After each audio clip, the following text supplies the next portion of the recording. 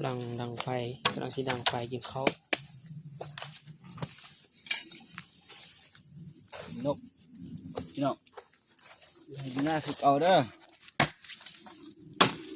เลยนกมาประมาณ3 ตัวเอ้ามี4 ตัวเลยเหรอ4 ตัวเนาะ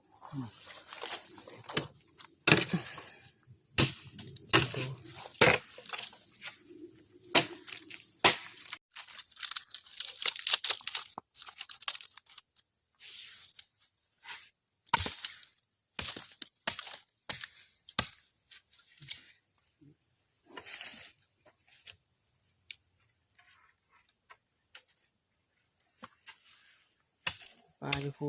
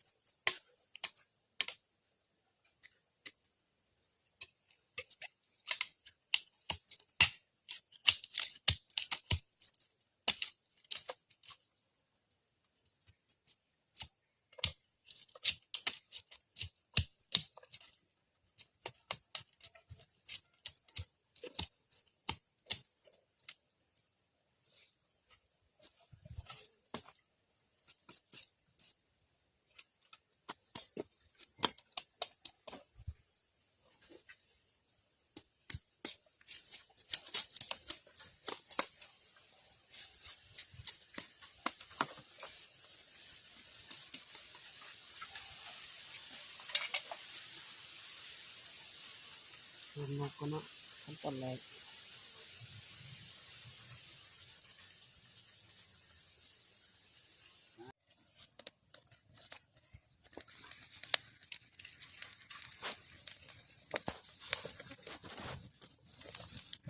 โอ้ยตัว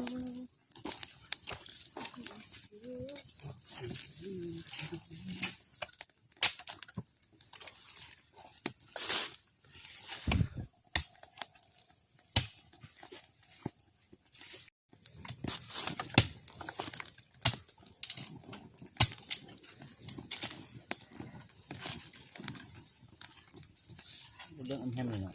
ก่อน10 ปีก็ต้องล่นก่อนล่นเอาคนมันออกก่อนตัวใหญ่เติบได้นี่ทุกคน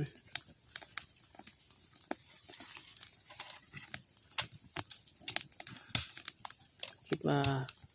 นกอันนี้นะจะแสบกว่าหมูนกฮ้อนนี่แหละแสบกว่าหมูฮะ ที่มิ้นมาเลยเนาะมันเอ้ยๆนะตัวที่สองเ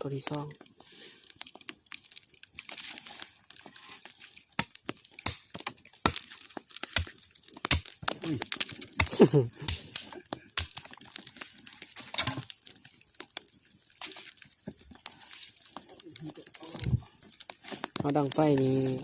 นกนี่บูมาลงตั้งเขาแล้วดังไฟไปแท้บ่ไล่มันลูกไปดูบ่ได้ส่วนไอ้นกมันไปกินมักปองหู้อยู่ลุมหมูนะมาขึ้นมากินอันน้ำนะ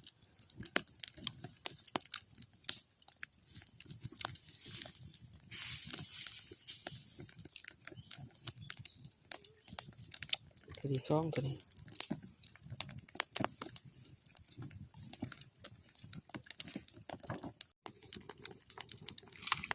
ตัวที่3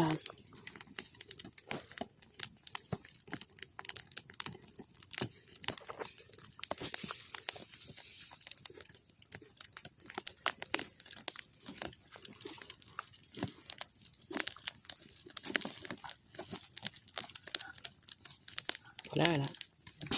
แค่ไม่ปิงมา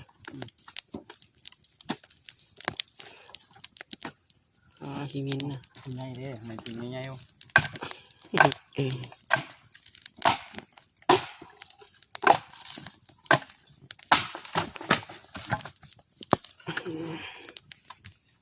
ตัวนี้นะจะได้ยินหัวเพราะนึกว่านกควักนกอันแคะ สีเหลืองหักบ่เห็นนกขี้มิ้นได้ล่ะมื้อเช้านี่ ไอ้เขาไปที่ตัวหนึ่งบ่ทันนี่มัน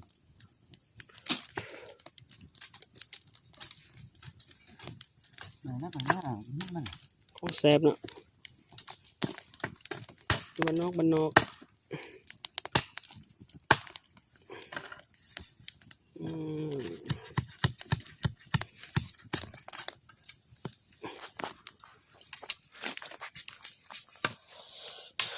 เขาช่วยปิงนก4 ตัวอันนี้วางไว้ปิงเนาะ